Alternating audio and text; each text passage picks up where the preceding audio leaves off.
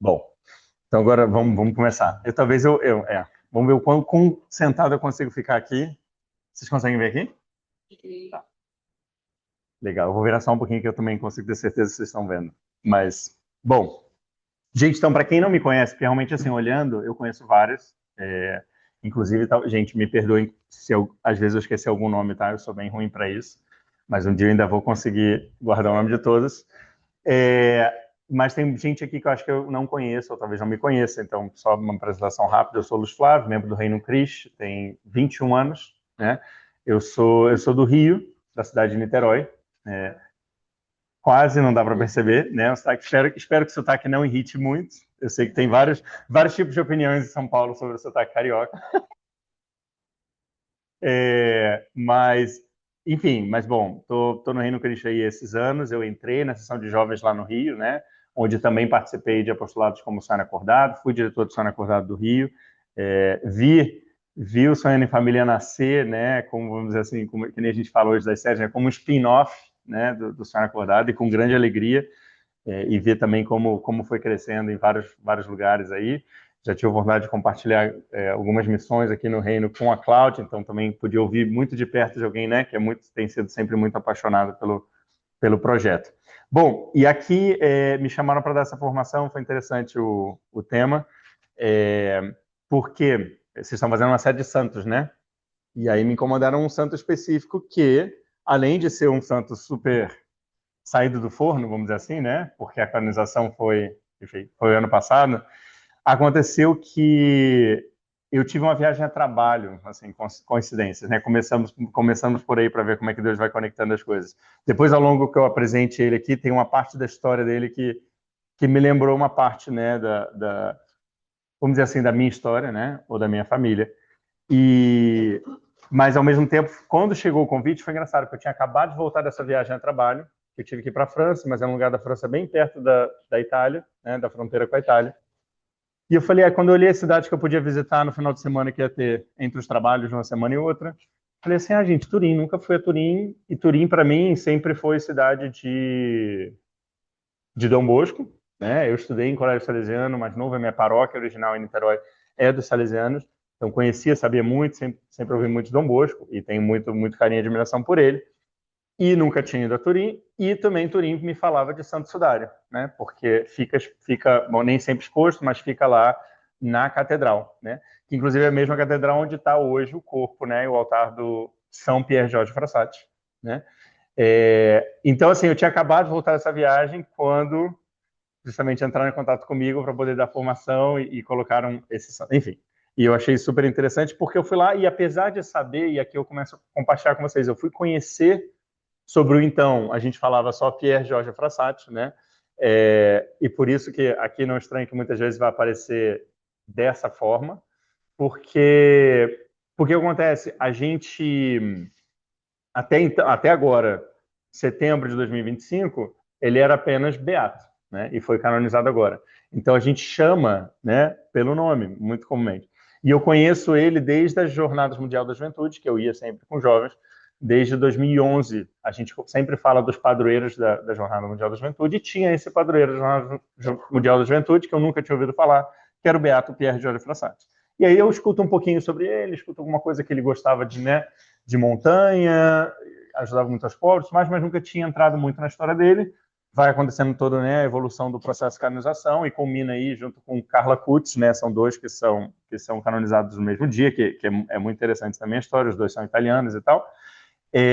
E até o Carla Kutz me chegavam mais as coisas, porque eu acho que o Carla Kutz foi um santo que entrou muito para o brasileiro, né? Um dos milagres dele envolve, né, a gente. Então, assim, ficou muito forte, né, na devoção popular. Foi? Foi amplamente divulgado e tudo mais. E ele ficava para mim um mistério. E quando eu fui lá e coincidiu com o sábado, eu falei, pronto, agora é o momento onde eu vou conhecer um pouquinho mais da história desse santo. E vou aqui compartilhar um pouquinho com vocês, né? Eu até dei o título de o Jovem Santo Improvável de Turim, porque a gente vai descobrir por quê. Então, primeiro, quem foi... deixa eu eu ver se eu tenho que clicar aqui. Pronto. Quem foi, né? Pier Giorgio Frassati. Aqui, eventualmente, eu vou chamar... Bom, eu acho que a maior parte das vezes eu vou acabar chamando ele de Frassati, né? A gente vai ficando ali um pouco íntimo dos santos, né? Vai pegando uma certa proximidade e tal. Então, basicamente, quem foi ele, assim, por colocar algumas coisas, né? Ele nasceu em 6 de abril de 1901, em Turim, né? Na Itália, como a gente falou. Ele vem de uma família que era conhecida, né, publicamente, e muito bem, de muito boas condições, vamos dizer assim. Por um lado, pelo pai dele, que era Alfredo, que era o fundador e o dono da La Stampa, que era um jornal famoso italiano, né, liberal, e vai ser depois, né, embaixador da Itália na Alemanha. Então era uma figura, né, ali do que eles chamariam, né, vamos dizer assim, quase da burguesia, né, italiana. E tinha sua mãe, que era artista, e era uma artista reconhecida, tinha quadros famosos, tinha exposições famosas em outras cidades da Itália, enfim, presidentes da Itália tinham suas obras, então eram pessoas muito renomadas. Só que não eram pessoas de muita fé, tá? Até parece ser, pelo que a gente ouve, estuda, que eles até tinham algum hábito religioso, né? Mas não viviam a fé profunda em casa, né? Isso era uma coisa sabida e que não foi, vamos dizer assim, um problema, né? A gente vai ver, tem alguns episódios da vida que o Pier Giorgio Frassati ele tem que conjugar essa questão da visão dos pais, o que os pais pediam, com os anseios que ele tinha mais profundo no coração e na alma, né? Bom, então ele se dedicou muito cedo, né? Pela sua fé viva, a gente vai falar disso, uma característica forte, e a sua vida entregue à oração e aos mais necessitados, né? Mas aqui o mais interessante, a gente vai desenrolar um pouquinho aqui da história, a maneira como eu pus os slides, é uma maneira que, para mim, quando eu entendi a história dele, eu acho que faz mais sentido entender como as coisas foram acontecendo, né? Ele é apaixonado pelos esportes, principalmente alpinismo, esqui, né? E tinha muitos amigos, era uma pessoa aparece muito divertida, muito brincalhona, até bastante brincalhona, era bem irreverente, assim. Mas, sendo Cristo o maior deles, ele vai falar disso em alguns momentos. Tem algumas coisas fortes que ele vai falar, que depois eu vou resumir para vocês no final, quais são, talvez, os aprendizados que eu tiro mais forte da vida dele. E eu acho que essa ideia da amizade é muito interessante. E, bom, a Eucaristia, o Rosário, né, e a vida devota eram coisas que moldavam seu caráter. Ele vivia muito isso. Era pessoa de comunhão diária, de missa, de adoração noturna.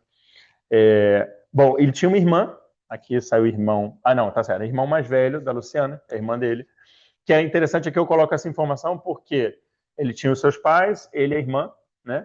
E a irmã vai ser uma peça-chave interessante, né? Porque a gente vai falar um pouquinho mais perto da sua morte, ele entrega um bilhete para a irmã dele, e dali também que os pais e a família começam a conhecer várias das coisas que ele fazia, né? E ele faleceu no dia 4 de julho de 1925, né? Ou seja, ele morreu exatamente com 24 anos. E é por isso, é um dos motivos pelo qual é um santo que a gente fala, é um santo jovem, não tão jovem quanto o Carlo Acuti, que meio que bate o recorde ali, brincadeira. Mas assim, porque é muito, muito jovem, mas ele chegou a desenvolver uma vida universitária e tal, mas morreu bem jovem, né? Com 24 anos. É surpreendente também o que ele consegue fazer na vida. E vocês sabem, não sei se vocês sabem, né? Normalmente o dia do santo, o dia que a gente comemora, celebra o santo, é o dia da sua morte, com algumas pouquíssimas exceções, tá? Então, exato. E eventualmente quando a gente celebra diferente, a gente chama isso, é a natividade de Nossa Senhora, é a natividade de São João Batista, enfim, e daí por diante, né? Mas o dia 4 de julho é o dia que a gente celebra, daqui a pouco está chegando, né? Ou seja, daqui a semana que vem, né? Já é o dia dele, então já é bom que a gente vai conhecê-lo, vai poder aí lembrar dele, rezar e pedir intercessão.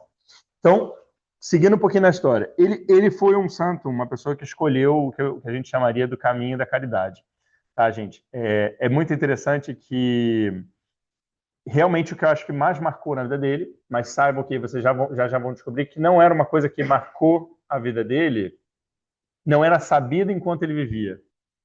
Foi descoberto depois, mas aí foi descoberto. Entre os amigos dele, tinha algumas brincadeiras, por exemplo, que assim, né, chamavam ele... Depois até aqui eu boto uma citação do Papa Leão, justamente na missa, né, de canonização dele. E o Papa Leão vai citar essa mesma coisa que eu falo aqui em cima, né, que os amigos dele chamavam ele de empresa de transporte Frassati. Por quê? Porque ele, entre outras ajudas, ele às vezes ajudava, tipo assim, simplesmente a levar coisa para aliviar o trabalho dos outros, para aliviar o trabalho daqueles que ele entendia que estavam trabalhando demais ou que precisavam de alguma ajuda. Enfim, ele dispunha aí, né, dos recursos materiais Entendo até aqui que assim, os pais dele não entendiam como é que, tendo condições e dando tudo para ele parecia sempre andar sem nada daquilo que ele deveria ter e normalmente sem o dinheiro que eles tinham dado. É a coisa até que imagina. Tenta entender, vocês, né? Muitos aqui, né?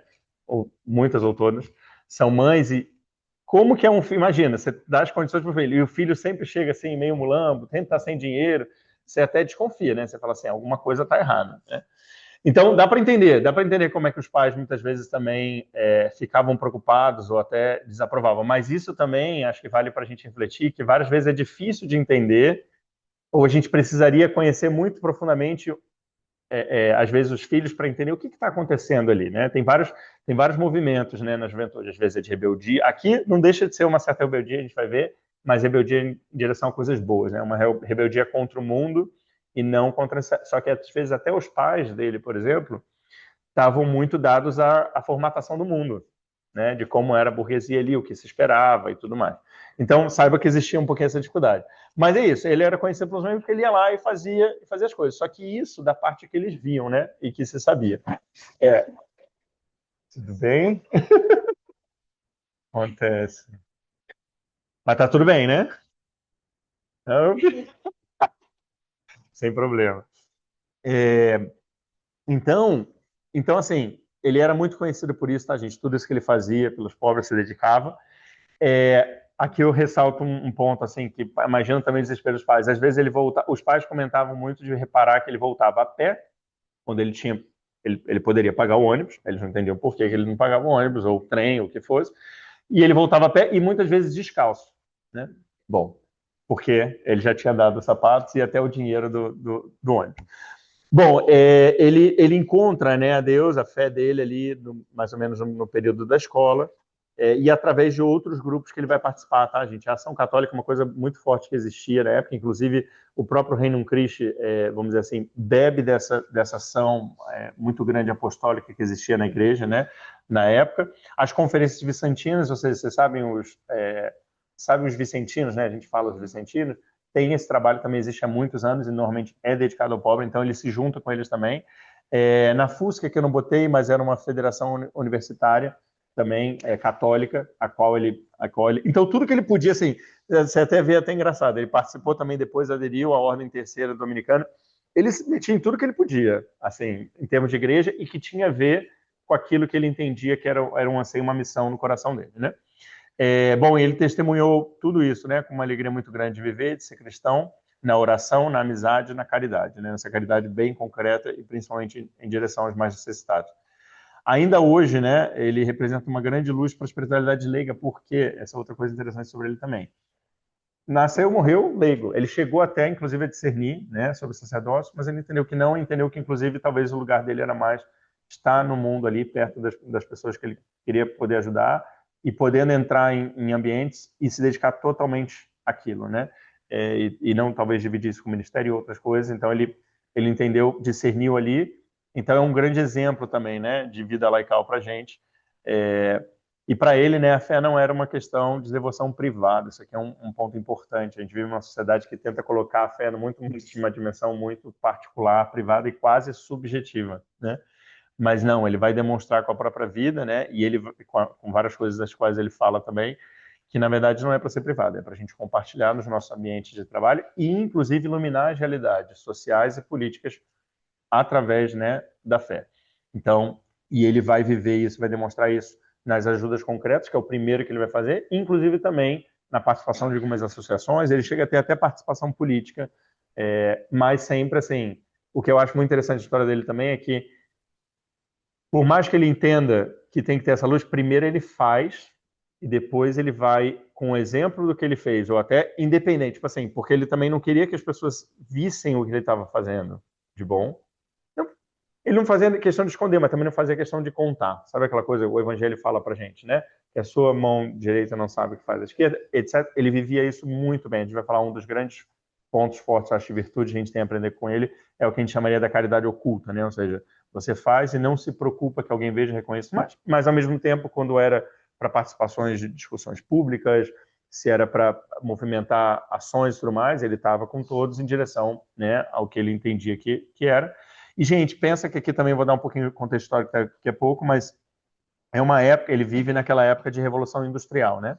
Então, está mudando muitas dinâmicas e está acontecendo aquela questão que, inclusive, o Papa Paulo VI, depois com a encíclica Rerum Novarum, que é uma das encíclicas que compõe o que a gente chamaria, né, a doutrina social da Igreja, vai chamar a atenção da importância da dignidade do trabalho e dos operadores e dos trabalhadores naquela fase onde assim, o nível exploratório está indo muito grande, você tem toda a animação da Revolução Industrial com tudo que traz em termos de avanço tecnológico, mas também o ser humano vai ficando de lado. É sempre onde a igreja vai lembrar, olha, é Deus acima de tudo e é o ser humano, ou seja, toda a economia, todas as coisas tem que estar centrada no ser humano desde a sua concepção divina, né, da dignidade do ser humano, senão muitas coisas ruins, e é o que a gente vê até hoje, né?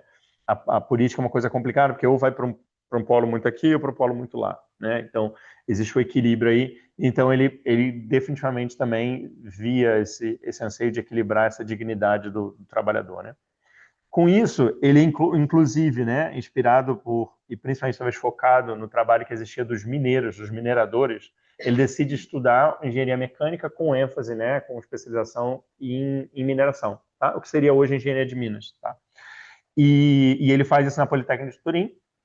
Ele quase se forma, vocês viram que ele é muito novo, então ele disse que só por 2 provas, faltando 2 provas, ele concluiria o curso, mas ele não chegou a concluir. Mas tem uma coisa interessante também nisso tudo, né? Porque o pai dele, lembra, era dono do jornal, Mula Estampa, e tinha essa dificuldade. O pai dele não aprovava muito essa escolha dele, e menos ainda pelo motivo, né? Que seria ir lá trabalhar nas minas, mais com qualquer um. Ele fala, pô, meu filho, tipo assim, eu tenho aqui, eu queria que você, né, tomasse conta. Típico, coisa aqui que ninguém nunca ouviu falar, né? Sucessão familiar de empresa e tal. Então você quer, claro, você projeta isso para ele, mas olha que bonito, isso que eu falo, tem umas coisas muito bonitas e que eu acho que isso também para o jovem, né, é muito interessante entender como conciliar. Tem muito jovem também que, claro, vai conhecer a Deus, a família não conhece ainda, ou não vive isso.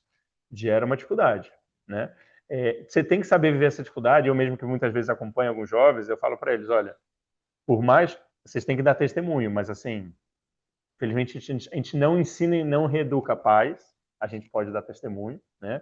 E ao longo de muito tempo talvez gere efeito, mas ao mesmo tempo a gente tem que ser obediente, né? Existe esse componente de obediência que você não vai obedecer a algo que vá contra a consciência, e a gente espera que os pais também não te levem isso, mas hoje em dia, gente, tá complicado, tá complicado. Temos que rezar, mas assim, de preferência, você de qualquer maneira tem que encontrar qual é a interseção da obediência aí. E ele faz isso muito bem, e ele fez isso, por exemplo, entendendo o que o pai pedia e tudo mais, ele falou, pai, então assim, deixa eu estudar e tudo mais, eu faço, me formo aqui, mas tudo bem.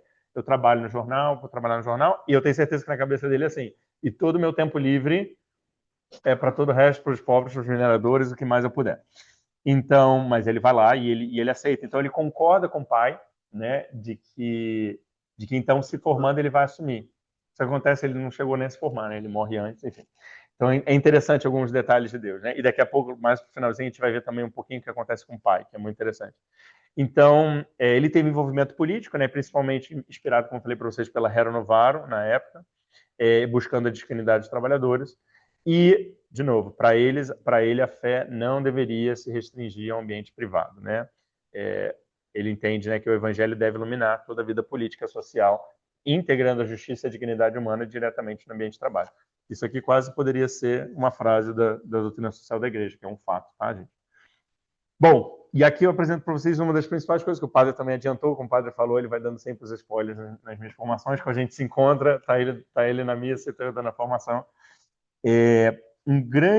Talvez uma grande característica específica, né, de São Pierre Jorge Frassati, é o amor dele por montanha, por escalada, por alpinismo, por tudo isso. É uma coisa interessante, porque eu lembro quando eu o conheci, era beato, e eu lembro do Papa João Paulo II falando dele, o Papa João Paulo II também gostava muito dessa atividade, né? Mas é interessante que foi curioso para mim também descobrir que é praticamente como se ele desenvolvesse uma teologia em torno dessa experiência da montanha, né? E talvez aqui é o que a gente está chamando verso lauto, porque ele chamava isso. Verso lauto significa em italiano em direção ao alto, né? Para cima, né? Para o alto. Que Isso aqui faz vocês pensarem em alguma passagem do Evangelho, por exemplo, alguma coisa que Jesus disse? Só para ver aqui o que soa, o que ressoa. Quando eu vi isso, a primeira coisa que eu lembrei foi uma passagem. Tem ascensão, mas tem uma outra passagem ele fala que a gente deveria fazer. Tem até uma música. Busque, busque o alto, o som da vida. Então, ele fala, né? Busque o alto e tudo mais vos será acrescentado, né? É quase como isso, é interessante, né? É uma interseção dessas duas coisas. Mas qual é essa, vamos dizer, o que era essa, se eu pudesse chamar de teologia, mas talvez é um pouco demais, mas ele não chegou a desenvolver tanto isso, mas dá para ver que ele vivia esse esporte como também uma ação de oração, de contemplação, e ao mesmo tempo quase como um apostolado, porque no fim também ele ia ajudar as pessoas na rua, às vezes levava pessoas para ajudar, mas lembra, muitas vezes ele não estava preocupado em falar para os outros disso ou não, mas para a montanha ele convidava, e quando ele convidava para a montanha ele fazia o quê? Vamos entender um pouquinho, quase como se fosse essa metodologia. E eu trago isso aqui porque é interessante, a gente vive aqui apostolado, e às vezes a gente vai ver isso, né? Às vezes Deus vai chamar a gente a alguma coisa muito específica, e a gente, graças a Deus, tem a nossa espiritualidade do reino, que também se manifesta em certas metodologias, por isso, por perceber que Deus traz um chamado, tem coisas que são específicas, são o nosso rosto, a nossa cara, coisas com as quais a gente vibra, e ela se desenvolve numa maneira de agir e fazer, né, transmitir a Cristo, que é o que acontecia com esse verso lá, né? Inclusive, esse verso lá a gente só fala disso porque ele, inclusive, escreve atrás de algumas fotos dele na montanha, ele escreve isso, né? É quase como um lema para ele. Onde esse verso lá é isso, é lembrar de olhar em direção ao céu, porque é a primeira direção que você olha, não é para baixo, é para o céu, e desde o céu é interessante, porque ele chegava lá, e ao chegar lá, e em direção ao céu significa manter o olhar para cima, como o Evangelho fala, né? E aí, para a gente, e conectando com a nossa espiritualidade do reino, é o que a gente muitas vezes fala do olhar da eternidade, né? Olhar as coisas, a vida diante da eternidade, né? E ao mesmo tempo para ele isso envolve um esforço, porque subir para o alto envolve um esforço, mas ao mesmo tempo quando você chega lá, ele sempre convidava muito, além de rezar e sentir a Deus naquela presença, naquele momento, contemplar a criação de Deus. E que é muito interessante isso. Outro dia eu dava uma formação para o pessoal de superação lá no Rio, eu falava um pouquinho disso. Para mim, uma ideia muito forte de manter os olhos em Cristo, né, é aprender a olhar as coisas desde Cristo. E quando você está olhando do céu, vamos dizer assim, numa alta montanha, é o mais perto, talvez, que você conseguiria do ponto de vista de Deus, né? Vamos dizer assim, de quem olha tudo. E além de contemplar a criação que te espanta, né, de uma maneira positiva, te impressiona, você começa a olhar e falar assim, caramba, como Deus olha as coisas? Como é bom às vezes estar longe, e como estar longe, seja do problema daquilo que parece que, como é que eu posso dizer, atrapa, enclausura a gente, né? Que às vezes a pressão da vida, corre as nossas preocupações, né? Quando você sai disso, você olha para tudo e fala assim, pera, é tudo tão pequeno, né? Ou então, inclusive, você olha para tudo isso e fala assim, caramba, como Deus vê e como eu veria, né? Olhando para alto. Então, eu acho que isso traz toda uma lógica. E aqui eu escrevo um pouquinho para vocês, né? Se a gente pudesse quase como escrever uma metodologia, a gente diria isso, né? O topo da montanha para ele muitas vezes era como se fosse um altar, né? Ou seja, o esforço físico da subida purifica o espírito. Mas como sabe, quando que nem você vai para a missa, onde você tem a procissão de entrada, ou você tem o ofertório, né? Algo que você oferece nesse caminho. E quando você chega lá, o foco já não é o esforço físico que você precisa para chegar até lá, mas é ali a contemplação, a adoração, né? Então ele buscava muitas vezes ter missa. Eu olhando isso aqui me fez muito pensar às vezes lá no Rio, né? A gente faz, inclusive quando estiverem para o Rio, comentem com a galera do reino que o pessoal é feliz de fazer isso. Subir umas montanhas lá e ter missa lá em cima, muito legal. Eu já tive algumas vezes alguma experiência disso. Ou, por exemplo, como o padre Ricardo estava falando, né? Subir aqui alguma das montanhas, ele adora também, se chamar ele top, me avisem também, porque eu gosto. E a gente sobe, e aí chega lá, de repente celebra a missa lá em cima, se o vento permite e tudo mais, mas é muito, realmente, eu lembro dessa última vez que eu fui a Pedra Bonita no Rio, e como você sai dali, sai da caixinha, olha, vê a Deus, vê como Deus olha, repensa uma série de coisas, e, enfim, é muito edificante mesmo. E quando ele não conseguia missa, quando ele não conseguia um padre para acompanhar, ele ia lá, puxava o terço, botava todo mundo para rezar e contemplar junto com ele, né? Outra marca, né, dessas, vamos dizer assim, expedições de alpinismo com ele é a alegria dele, né? Isso é uma outra marca muito grande dele. Parece, como eu falei, ele era muito irreverente, muito brincalhão, Depois eu vou falar um pouquinho. Ele monta, ele até abre uma sociedade, e até o nome da sociedade é uma brincadeira, né? Então, apesar de levar muito a sério, é impressionante. Apesar de levar muito a sério esse caminho com Cristo, ele demonstra que é um caminho de pura alegria e de leveza, de muita simplicidade também. Uma coisa que eu marco para vocês, porque eu particularmente adorei isso aqui, talvez de tudo que eu li sobre ele, isso aqui é das coisas que mais marcou, ele vai falar, né? Ele dizia que a verdadeira alegria via de uma consciência limpa e da amizade pura. Isso é muito, muito interessante, porque realmente, assim, eu não sei quanto vocês param às vezes para analisar a própria vida espiritual, mas assim, realmente, quando você está com consciência tranquila, você está, sabe, não significa nem estar fazendo tudo o que você deveria ou estar fazendo tudo certo, mas quando a relação com Deus e a consciência está limpa, é tipo assim, além de tudo ser mais leve, é isso, brota uma alegria profunda, né? E muito e entusiástica e ao mesmo tempo muito cativante. Você mesmo se vê impulsionado a fazer coisas que você nem percebe, né? Mas sempre em direção àquilo que faz sentido. E além da amizade pura com Deus e com os outros. Como ele desenvolvia bem essa amizade com as pessoas, porque a amizade com Cristo ali era muito forte, né? Bom, outra coisa que tem super a ver com o nosso carisma, né? Essa amizade íntima com Cristo, né? E essa alegria que brota disso, né? E bom, e de novo, ele fazia, né? Ele demonstrava, né? Como a fé combinava perfeitamente a liberdade e a juventude, né? Não é à toa que ele é um dos padroeiros da juventude por conta disso. Além da idade dele de ser jovem, ele demonstrava isso. Vários jovens iam com ele fazer atividades, enfim. E era muito natural vê-lo em torno a muitos amigos por conta desse contágio, né? Da alegria e da simplicidade. E bom, e o sacrifício compartilhado, né? Ele falava, né? Como um montanhista experiente e forte, né? Ele usava, né? Muitas vezes também a trilha para convidar a caridade prática, né? Por exemplo, ele ia lá, de repente carregava alguma coisa para alguém, diminui o ritmo para acompanhar alguém, nesses pequenos detalhes, e fazia as pessoas também experimentarem como, de novo, gente, no caminho para o céu e olhando para o alto, ninguém anda sozinho. E a gente se ajuda. Isso a gente vive muito aqui, né? Quem vive encontro com Cristo, quem tem essa dinâmica de comunidade nossa, né? Do reino, esse espírito de família, ninguém vai e chega sozinho e precisa de ajuda, né? E alguns, de repente, alguns mais experientes conseguem carregar mais, ajuda a carregar menos. Tem momentos também, às vezes também não é sobre só a pessoa que consegue mais ou menos, é o momento, né? Então, vai ajudando muito isso. Enfim, então isso quase funcionava como uma metodologia aí muito eficiente, que fez muitos também se aproximarem de Deus através disso. Tem grupos de montanhismos que começaram depois, inspirados nele, que é muito interessante. Nos Estados Unidos tem vários. E é isso, né? Funcionava muito por conta de um testemunho simples, né? E que era zero forçado, era natural, mas era muito atrativo, né? Pela força própria da alegria, da amizade com Deus e do convite, aquilo que, como eu falei, tá praticamente esse convite, ele podia fazer as pessoas, mas é um convite que quando você experimenta, você vê que é um convite da alma, né? Que já está lá há muito tempo. Como eu falei para vocês, ele chega a fundar uma sociedade que ele chama a Sociedade de Tipiloski, que é dos tipos suspeitos. É como se fosse assim, quase da gangue, onde é isso, porque para ele também não fazia sentido assim, imagina, vou abrir uma sociedade, dizer assim, a sociedade daqueles, sei lá, que ajudam os pobres, a sociedade daquele, não. A gente é um tipo esquisito mesmo, porque a gente está rompendo com umas coisas que de repente parecem ser o que todo mundo espera e está se dedicando a umas coisas que talvez ninguém quer. E está tudo bem. Mas muitos eram os que queriam ser os tipos suspeitos ou esquisitos, né? E é isso. Então, em 24, mas pensa só, 24, ele morre em 25.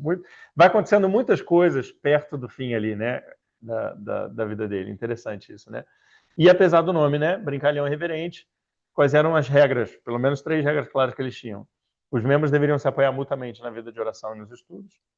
As decisões e os planos de trilha, né? As trilhas de montanha que a gente falava, né? Eram sempre selados com a comunhão espiritual. Então, na atividade tinha que ter sempre alguma coisa espiritual. E na hora de decidir também eles faziam sempre isso com oração.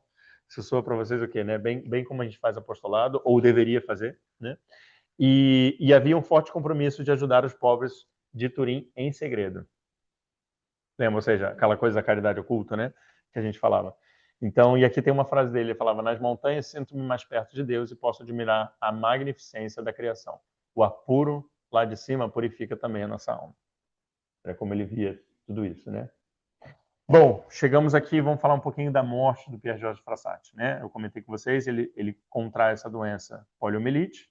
Adivinha como que ele contrai? Muito provavelmente através do contato com os pobres, com as pessoas de rua, né? As pessoas também possivelmente estavam sofrendo com essa doença, ou já sofriam, né? Ou já estavam em seus estados avançados. E provavelmente ele contrai essa doença. Pensa que a gente está falando de 1900 alguma coisa, não sei se vocês sabem, mas a vacina acho que só foi em 1950 ou 80. Então a vacina vem muito depois, então é um momento onde a poliomielite ainda é uma coisa muito presente e letal, né? E, enfim, e várias coisas acontecem interessantes, porque a avó dele estava muito mal e prestes a morrer, quando ele provavelmente está ali nos primeiros estágios da doença. E aí, claro, o foco estava, ele continuava o foco com os pobres e o foco dele e da família estava com a avó, né? Ele nem se tocou, que quando ele se toca, e também não sei que quantos cuidados ele se teve a si mesmo, né? Mas logo ele chega no estágio avançado, que é da paralisia. Então ele começa a sentir essa paralisia que vai tomando, né, vários nervos do corpo e vai deixando poucas coisas, poucos movimentos.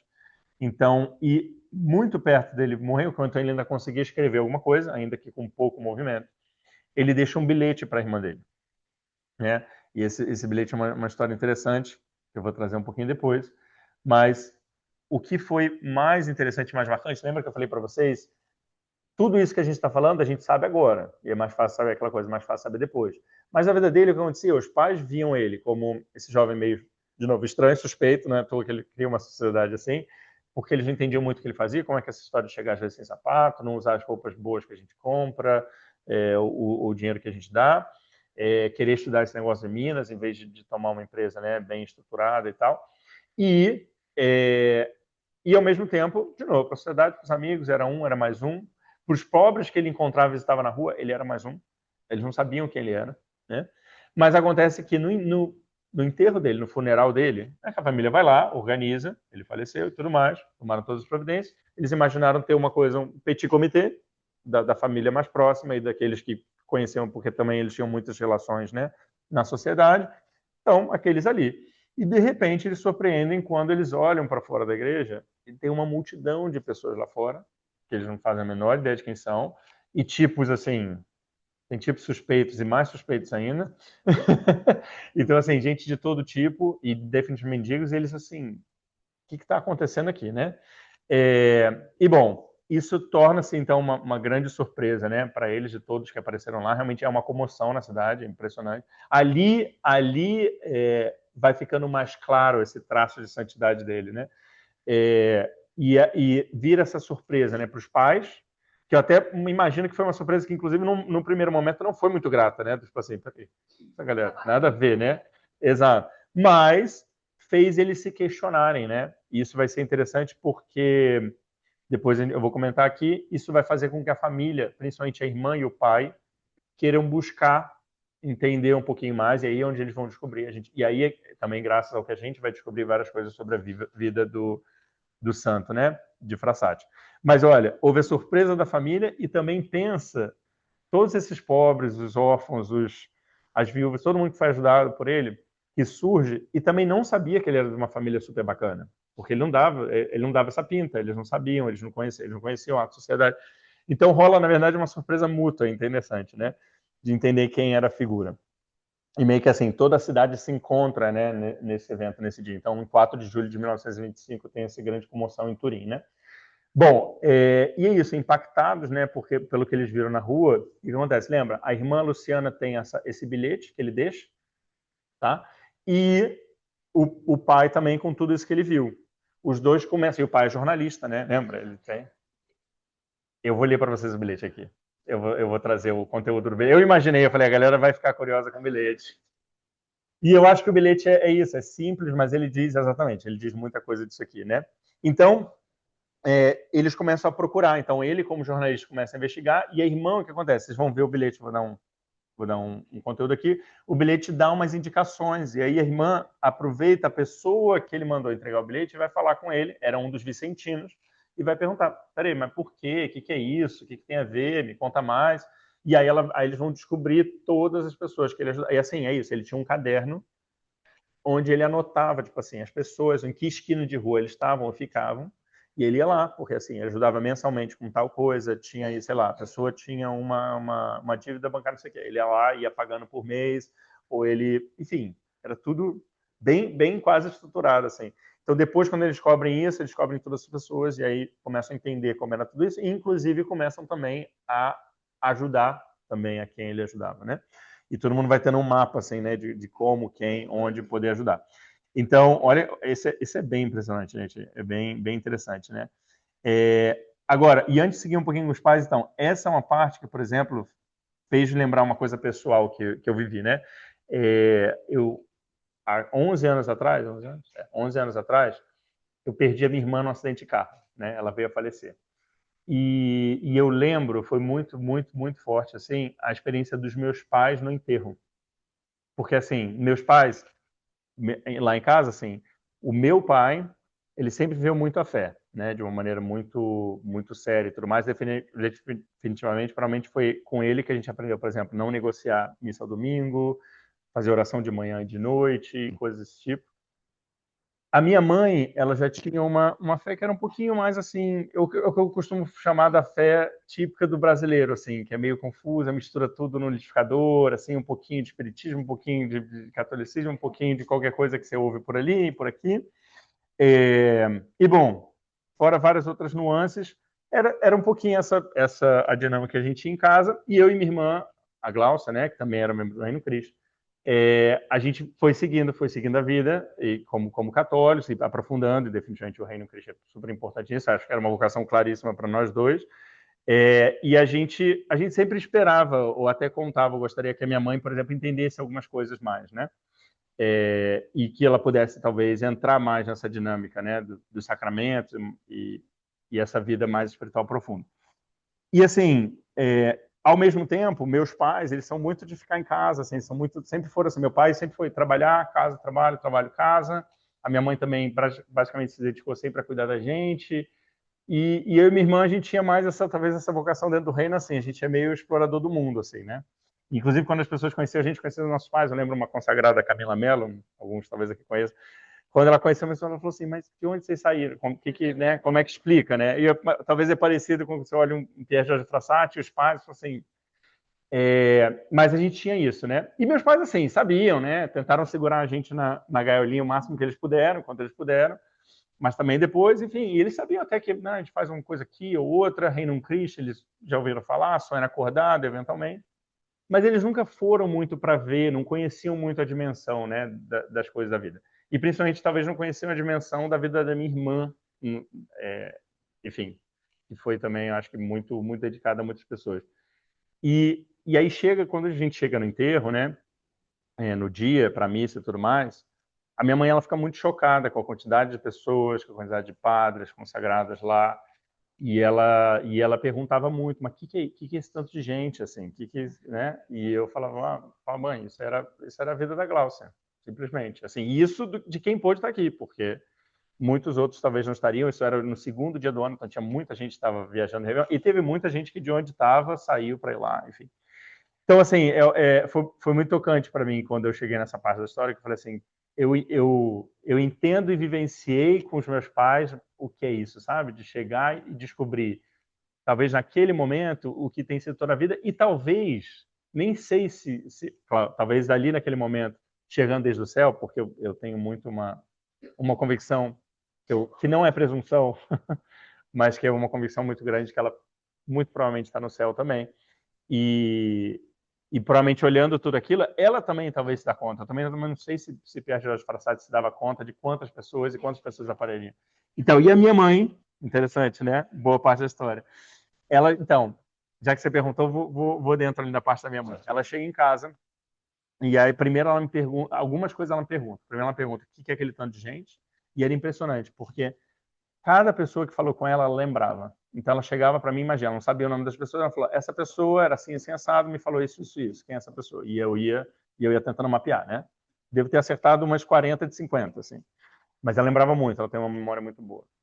E então ela me perguntava isso, ela me perguntava como é que era toda essa, enfim, por que toda essa gente e tal, e eu explicava. Trabalho, escola, universidade, o sonho era acordar daqui, a sessão das meninas no Rio, as meninas que ela acompanhava, as pessoas que ela se aproximou, pessoas que de repente, enfim, os padres, os consagrados, aí eu explicando tudo, né? Bom, e depois ela me perguntava assim, e por que que as pessoas têm tanta certeza de que ela está no céu? Essa é uma explicação maior, mas aí vamos lá. E de repente eu explico para minha mãe, sei lá, em alguns minutos, assim, 15, 20 minutos, o que a gente chamaria na igreja de economia da salvação. Tipo assim, entender tudo isso, né? Como que existe pecado original, pecado, céu, inferno, purgatório, como é que, tipo assim, é a graça, como é que é a graça na sua vida, os sacramentos. Eu tento ali dar um pequeno compilado. Que assim, gente, eu e minha irmã, a gente tentou explicar isso para minha mãe um tanto de outras vezes, em tantos outros momentos. Mas nunca ou nunca entrou, ou nunca quis entrar, enfim, tem várias coisas aí. Eu poderia ter toda uma outra formação e explicar toda a situação. Um dia um testemunho bate-papo, eu posso contar. Mas eu entendo muito também a minha mãe onde ela estava. Mas nesse momento é engraçado, com essa minha pouca explicação, que eu pretendia só dar para ela, né, alguma coisa, alguma visão, ela entende muito, e tanto entende que ela vira para mim e fala assim, tem uma outra situação aqui que ela não era casada com meu pai, né, na igreja, um outro detalhe. E por ela, porque meu pai já teria feito isso, e meu pai, acho que muito fiel também, eu aprendi o que é comunhão espiritual com meu pai, sempre indo à missa e fazendo comunhão espiritual, nunca comungando, porque eles tinham essa situação, né? E era uma situação que eu e minha irmã, a gente sempre tentava conversar com a minha mãe, justamente que a gente falava, por quê? Vamos deixar a graça, né, entrar nesse sentido, porque já não tinha restrição, houve restrição em algum momento, mas era uma segunda união, mas meu pai já era viúvo, então tinha uma situação aí, mas já não era um limitante, né? Mas aquilo era um limitante bem ou mal para a graça, né? Para a graça terminar de entrar. Ainda que isso, você vê, a graça de Deus se manifesta, porque eu e minha irmã podemos conhecer a fé, podemos viver isso, e graças a eles também. E aí ela vira e fala assim, né? Bom, e aí voltando aí, eu e minha irmã, a gente sempre tentava tratar isso com ela, e no fim a gente apelava para todo mundo rezar também, reza para a minha mãe entender e eles poderem casar, enfim, bom. E nesse momento ela vira e fala assim, de tudo isso que eu expliquei, eu zero cito isso, ela vira e fala assim, é por isso que vocês sempre encheram tanto saco para eu casar com seu pai? E eu falava assim, meio que é, meio que é. Porque a gente, tipo assim, a gente tá lá, e eu aproveitava algumas coisas que ela tinha falado logo antes, vocês não reclamam que a gente faz tanta coisa lá fora, a gente tá lá fazendo missões, tentando ajudar o pessoal a viver a graça e tudo mais, e em casa a gente não consegue fazer nada, porque de repente você está ali, você entende que é só um papel, é só uma coisa pequena. Mas isso que determina, isso que depende, assim, a vida de salvação, a graça e tal, enfim. E é por isso que as pessoas têm tanta certeza que ela está no céu, pela vida que ela teve, pela forma como ela viveu e além do que a gente dizia, né, e promovia. E aí ela entendeu isso, e eu lembro que, né, logo depois, um pouco disso também, eu vou falar para meu pai, eu falo assim, pai, acho que agora é o momento. Enfim, passa um pouquinho a história, né, eles vêm a casar na igreja e tudo mais, e hoje, aí você perguntar da minha mãe, hoje ela vai à missa todo domingo, confessa, vive os sacramentos, hoje estão completamente de Deus, e assim, missão cumprida em casa, né, vamos dizer assim, né, e eu consideraria quase o primeiro milagre da minha irmã. Então assim, voltando agora, né, ao santo de fato, o tema, mas você vê, tem umas coisas que às vezes envolvem nossa história, né? Isso foi para mim foi muito forte, porque assim, eu acho que isso aqui na história, e a gente vai ver agora também as consequências com o pai dele, que também não era um homem de fé, muda muito. E talvez esse momento, é por isso que assim, momentos perto da morte, né, a gente refletir sobre coisas fundamentais na vida e podem ser pontos de muita diferença, né? Para coisas que a gente assim, é isso, lembra que eu falei, um filho não vai mandar um pai e uma mãe, mas um testemunho de vida, quando você recolhe esse testemunho no final, pode ser muito forte, né? E pode mudar uma vida, né? Uma vida de graça. Bom, os pais, né, perceberam finalmente, né, o que tinha acontecido com o que acontecia, né? Por que ele andava sempre sem dinheiro? Por que ele corria a pé para casa? Por que às vezes ele estava descalço, né? E os próprios pais, né, estavam para se separar, gente, pouco antes da morte dele, tá? E tocados por esse testemunho, e tudo isso que vai mudando eles também, eles decidem se reconciliar e ficam juntos. E o pai de Pierre Joseph Frassati, que não era um homem de fé, era até quase, era considerado agnóstico, ele abandona o gnosticismo e abraça a fé. Exato. Então, olha que bonito, o pai dele também faz esse momento. E que difícil, às vezes, o movimento do pai, né? Por exemplo, acho que a minha história de casa não é mais comum, né? Porque meu pai é a pessoa de fé, minha mãe era a pessoa ali, às vezes é o contrário, estão aqui vários de vocês que, às vezes, de repente, né, estão na batalha também, né? E nunca desistam dessa batalha, de rezar, principalmente. Mas, bom, vamos ver esse último bilhete dele, o que tinha, né?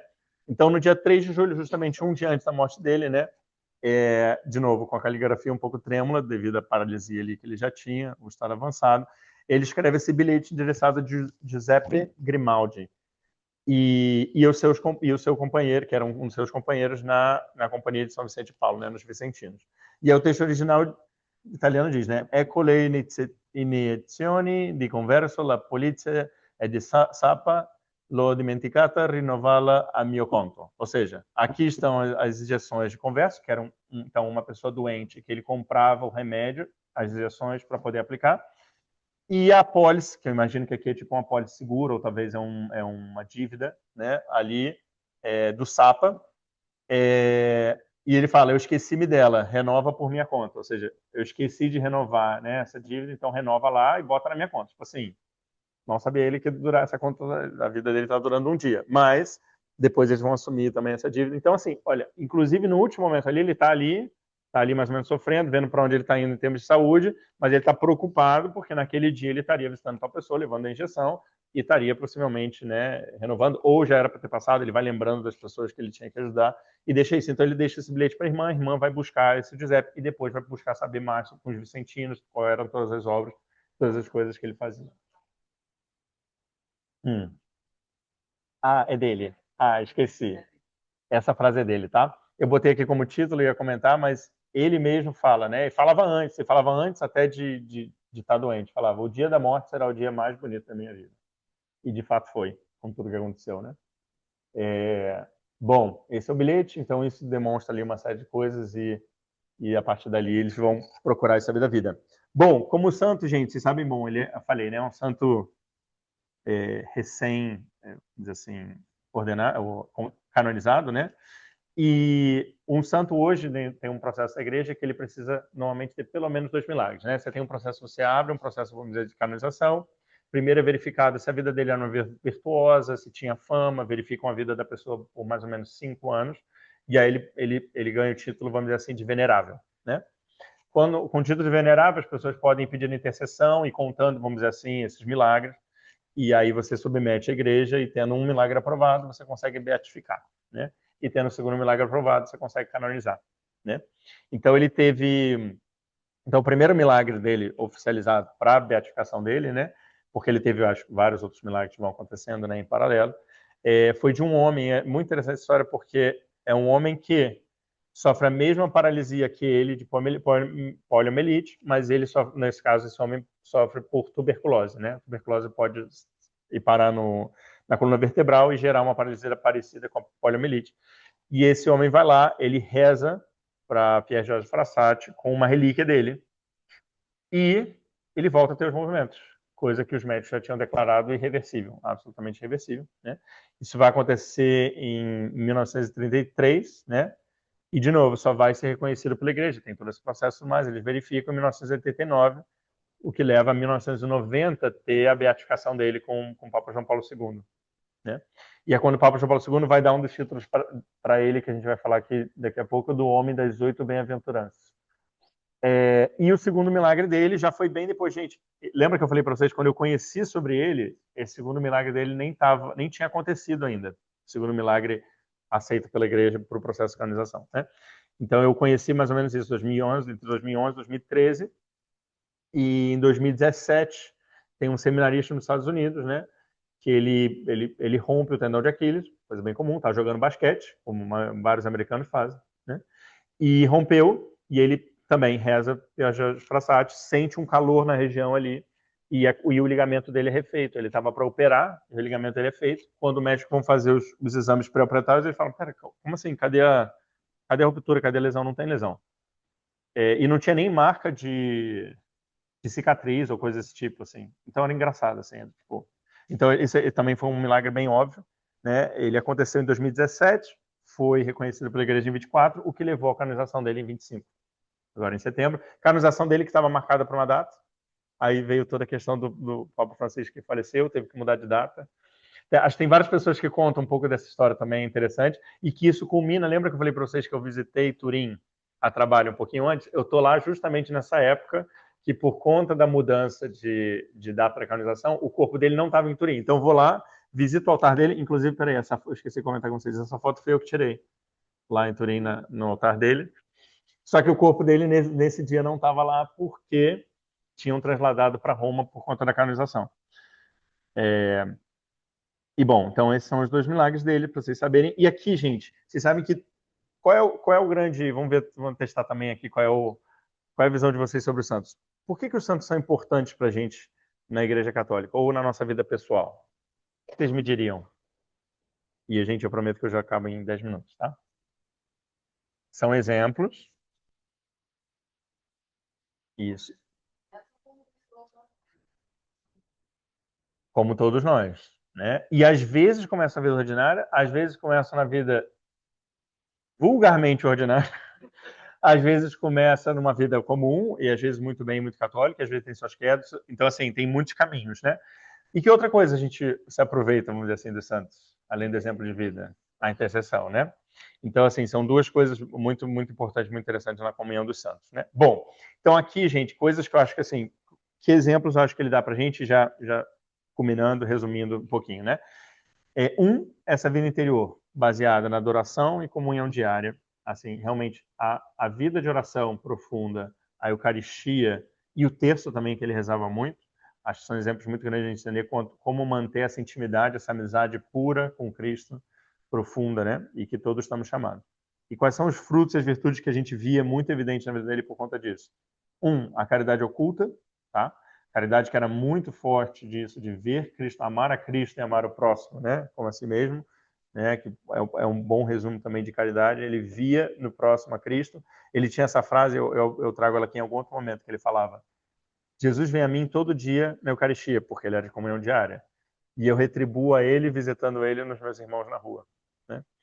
Então, é muito, muito forte isso. E é oculta porque ele não está preocupado com a recompensa, com o mérito, com que saibam. Fazer principalmente, e quem souber, que tenha que saber, né? Isso é muito a caridade oculta. Gente, por quê? É interessante, porque hoje, infelizmente, às vezes, tem muitas coisas, o que é oculto nem sempre é bom, porque o oculto pode estar querendo ser escondido, e Jesus mesmo vai falar, né? E tudo vem à luz, em algum momento vai vir à luz. Mas olha que interessante, tanto é bom aquilo que você faça de bem, que quando vier à luz, vai ser bom, que nem aconteceu com a vida dele. Então, esse tem que ser um pouco o critério na nossa vida, né? Até, vamos dizer assim, o privado que os outros vejam nem é também uma ação ativa. Ela é só uma consequência de você não se importar com isso, né? Não porque você queira esconder. E também, mesmo que você queira esconder, que seja para que você não tenha mérito, ou que não seja reconhecido o seu mérito aqui, né? Que Jesus também vai falar. Se os outros virem, se você falar para os outros, que recompensa, né, tereis? Enquanto a recompensa importante é do céu, se é que a gente está preocupado com a recompensa, né? Quando a gente chega, quando o nosso coração se assemelha ao coração de Cristo, a gente nem está preocupado com isso, né? A gente só dá a vida. E, como eu falei para vocês, essa virtude do verso alto, né? Ou seja, a busca, né, do céu. Aqui sai um rio de digitação. E olhar para o céu e desde o céu olhar a realidade da vida, isso é muito importante. E buscar, não importa o esforço que seja necessário, buscar o alto, né? O altar que está sobre qualquer coisa, né? A fé viva e operante. A gente fala, quando a gente fala das características das virtudes teologais no Estatuto do Reino Cristo, a gente fala de uma fé viva e operante. Ele vive isso de uma maneira muito clara, né? Porque é sabido, é claro, não porque está querendo aparecer, mas porque vive isso profundamente. E opera. Lembra, São Tiago vai falar, né? Sua fé é morta, né? Se não sai em obras. Então, ele transformava tudo isso em ação muito concreta, né? Isso que culmina na parte da justiça e doutrina social, que ele trabalha muito. E a alegria do cristão, gente, que lembra lá naquele conceito que eu falei que eu gostei muito, que ele falava, né? A verdadeira felicidade, a verdadeira alegria também vem da pureza e da amizade pura, né? Ele fala da pureza de intenção e de consciência, né? E da amizade pura. 2 outras coisas que eu ressaltaria aqui, né? Frassati não via a caridade como mera filantropia social. Para ele, o pobre era o sacramento vivo de Cristo. Ele afirmava com frequência, que eu falei para vocês a frase. Jesus visita-me todos os dias na comunhão, e eu retribuo-lhe visitando os seus pobres. Gente, qual era o salmo de hoje da missa? Quem lembra? Pega aí o salmo de hoje. Vamos todo mundo. Exato. Não esqueçais os vossos pobres, né? Olha que interessante, olha que bonito. Quando eu ouvi isso na missa, no sábado da missa, eu falei assim, caramba, como pode? Alguém tem a frase aí certinho? Quem pegou aí certinho? Lê aí, pode ler, lê alto pra gente. Isso. Não esqueçais até o fim a humilhação dos vossos pobres. Esse é um salmo que está sendo cantado a Deus, ou seja, não esqueçais. E como é que Deus não vai esquecer a humilhação dos pobres? Se a gente não esquecer por ele. E que os outros possam ver que Deus não esquece a humilhação dos pobres, porque nós não esquecemos. E que a gente não se esqueça, porque também, de várias formas, nós somos pobres e humilhados. Mas que o pobre e humilhado possa não ser esquecido por Deus, e Deus quer não esquecê-los através da gente. E ele tinha isso muito claro. A sua força vinha da comunhão diária e de longas horas de adoração noturna. A intimidade com Cristo era o motor que gerava a sua energia nas ruas. Isso é muito claro também. Bom, gente, aqui um slide sempre só fala, né? Quando lá na beatificação, o Papa João Paulo II vai falar do homem das 8 bem-aventuranças, porque ele via muito em Pier Joseph Frassati essas bem-aventuranças de quem diante da chora em justiça, mas espera, se entrega, é pobre de espírito, todas essas bem-aventuranças, lembra quando a gente tem, quem não lembrar, abre depois lá em Mateus 5, 1 a 12, as bem-aventuranças, ele reconhece muito isso, e acho que dá um exemplo, gente, para o leigo, porque também o Papa falava naquela época, né, falava isso também é para a gente lembrar ao jovem e ao leigo que a bem-aventurança não é para um monge, não é para uma pessoa religiosa, é para todos nós, né? E bom, aqui tem algumas frases dele, não preciso entrar em todas elas, deixa eu ver se tem alguma que eu. Ah, tem uma que eu gosto muito, é o que ele diz, né? Que é um desses aspectos como ele desenvolvia amizade com as pessoas. E eu particularmente gosto muito disso, que eu corroboro de algumas dessas ideias e já me vi falando coisas parecidas para algumas pessoas. Então ele fala que quero que nós formemos um pacto que não conhece fronteiras terrenas nem limites de tempo, a união na oração. Tem muitos membros do Reino Cristo, uma coisa que, esses detalhes pequenos, mas que eu acho que são muito valiosos, né? Eu adoro quando, sei lá, a gente vai, visita, conhece pessoas de outras, às vezes de outros países ou até de outros estados do Brasil. Vocês têm aqui o Sonhando em Família, que está em vários outros estados, por isso que a gente está, né, gravando, transmitindo aqui a formação. E de repente você encontra, tem aquela coisa assim, você gostaria de encontrar mais, às vezes fazer apostolado sempre com essa pessoa, viver, conviver, enfim, tem outras coisas que esse espírito de família. E a gente às vezes se despede e fala assim, te encontro no sacrário, né? Então, no momento de oração, a gente se encontra todos, a gente se une todo, a cada missa, a cada apostolado que a gente faz em diversos lugares, isso tudo une muita gente. Então ele falava, né? Quero que nós formemos um pacto que não conhece fronteiras terrenas nem limites de tempo. E esse pacto é o quê? A união na oração. Bom, e a gente falou que os santos são importantes para quê? Para intercessão. Então eu trouxe aqui para vocês, caso vocês queiram fazemos todos juntos uma oração aqui a São Pierre Jorge Frassati, pedindo para ele alguma graça específica que vocês possam ter no coração. Então pensem que vocês querem pedir alguma graça, né? E a gente vai fazer essa oração. Todo mundo consegue ler daí? Ou tá pequena? Tá pequena? Então vou fazer o seguinte. Você consegue? Tá.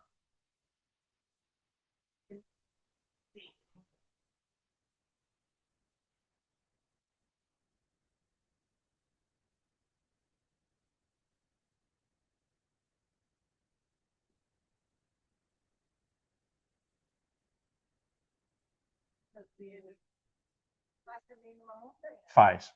Uhum. Outro paralelo. Exatamente. Muito, muito bem observado. Diga. Não, não. Foi depois. Ah, não. Eu conheço ele, eu ouvi falar dele antes da morte da minha irmã, sim. Que foi em 2015 e eu conheci ele ali entre 2011 e 2013. Mas eu não conhecia a história dele a fundo. Então, quando eu conheci ele, eu sabia que era padroeiro da juventude, que ele gostava de montanha e que ele ajudou muito os pobres, e que ele era italiano e divertido, assim, animadinho. Eram as coisas que eu sabia. Não sabia da história dos pais antes. Não. Aí, gente, sendo muito sincero, muito disso aqui eu aprendi estudando aqui para vocês. Então, quando eu lembro que eu falei, quando essa minha visita mais recente, que foi o ano passado, na Itália, que foi na época que ele estava sendo canonizado, que eu fui para a França e acabei decidindo ir para Turim, cada vez fica mais claro que Deus que me levou ali. Ali eu comecei a ler e me interessar mais por ele. Mas não me dediquei tanto até me pedirem essa formação. Aí eu fui ler a história dele, as coisas que ele escreveu e tal. Não é à toa, não é à toa. Claro.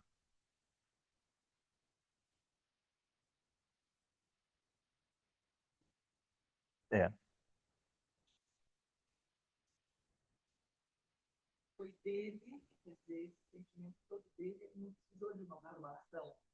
Foi muito do contato isso, da missa diária e Eucaristia. Talvez o que formou ele, eu falo isso lá no começo, eu falo assim, que formou ele, né, o caráter dele foi, ele conhece Jesus na escola, então tem talvez um pouco da escola de educação católica que ele possa ter tido, apesar de não ter tido em casa, e isso aí a gente vê também a importância muitas vezes da educação, né, educação católica, e depois foi isso, missa diária e Eucaristia.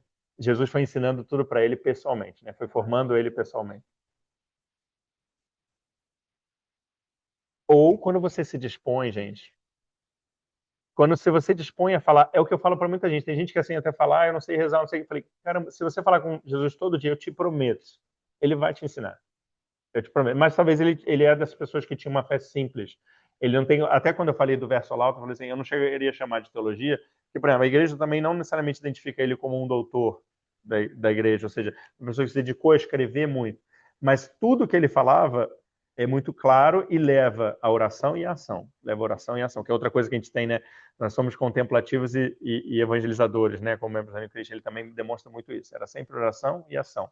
Ele é muito claro nessas coisas. Até, por exemplo, não querendo fazer comparativos, mas eu, particularmente, quando eu leio as coisas que o Carla Cutis escreveu sobre a Eucaristia, o Carla Cutis beira um teólogo ali em algumas coisas que ele escreve bem forte, bem simples, numa linguagem muito boa. Eu acho que o Carla Cutis se dedicou mais a isso muitas vezes do que ele, né, por exemplo.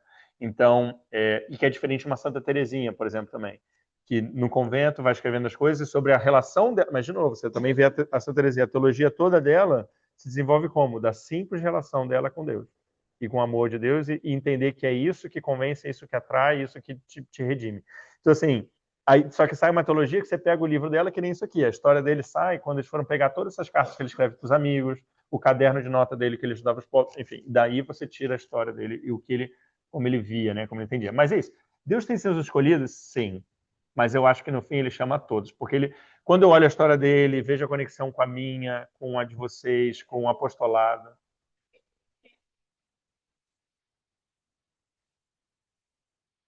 Exato.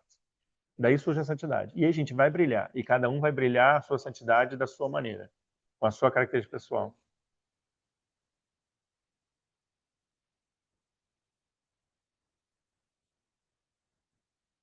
Uhum. Conheço pouco da história, tem que conhecer mais.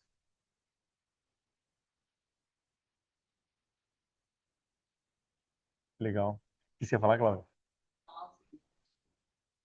Sim, é do reino, sabe que todo santo é do Espírito Santo brasileiro.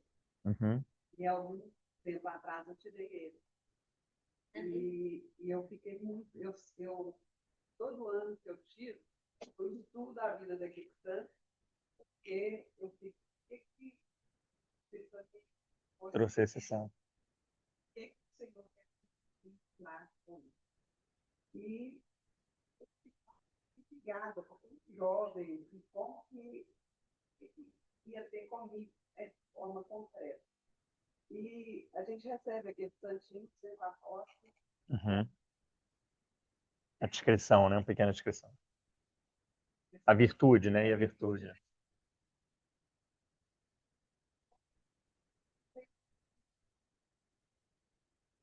Uhum. E hoje, a sua expressão que veio sentido. Olha, que interessante. Então, assim, como uma forma muito forte, e eu tiro muito antes, jovens, uhum.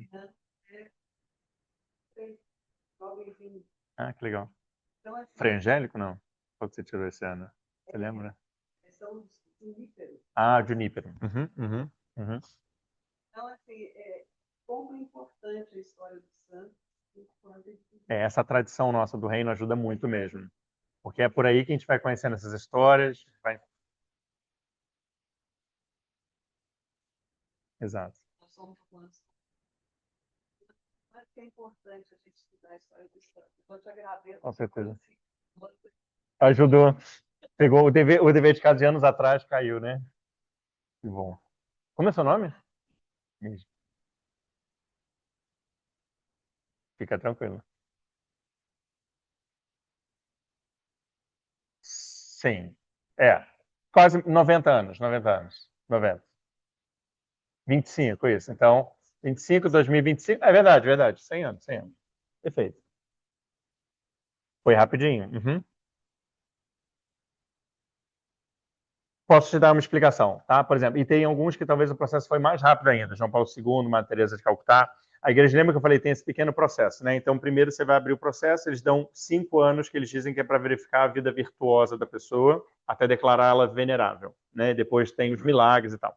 Então, existe o que a gente chama, assim, tem gente que morre com fama de santo, né?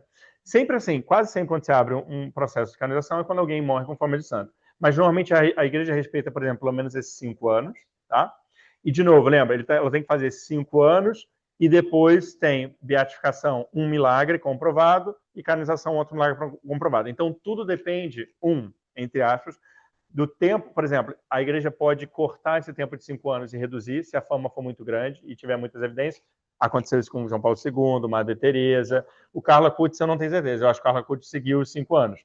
Porém, sabe os milagres? Lembra que eu falei assim, o segundo milagre comprovado dele foi acontecer só em 2017. É isso que atrasa, vamos dizer assim, o processo de canonização. De novo, pode ser porque simplesmente tiveram outros milagres, as pessoas não levaram, submeteram para verificação, ou simplesmente porque esse foi ou como Deus queria. Enfim, aí pode entrar um pouquinho o tempo de Deus. Certo? Um pouquinho não, totalmente, porque o milagre, a gente sabe, ele pode acontecer por intercessão de um santo, mas ele é ação de Deus, né?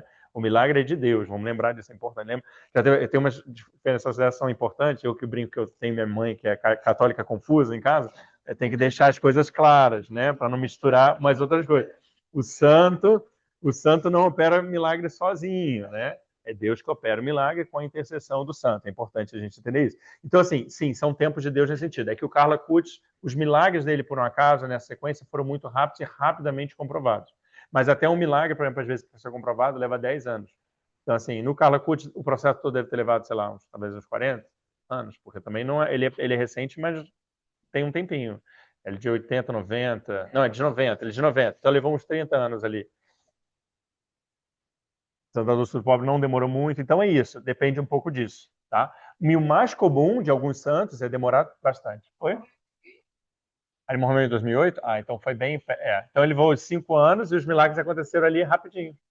10 anos, 10, 12 anos. Por isso eu falo, ali saiu muito rápido o tempo de comprovação e os milagres que aconteceram. É assim, isso eu tô falando. E a gente até, eu nem sei se eu falo isso porque eu, sendo brasileiro, a gente ficou sabendo, mas o Carla Cutz, eu acho que os milagres foram saindo muito rápido, assim, muito evidente.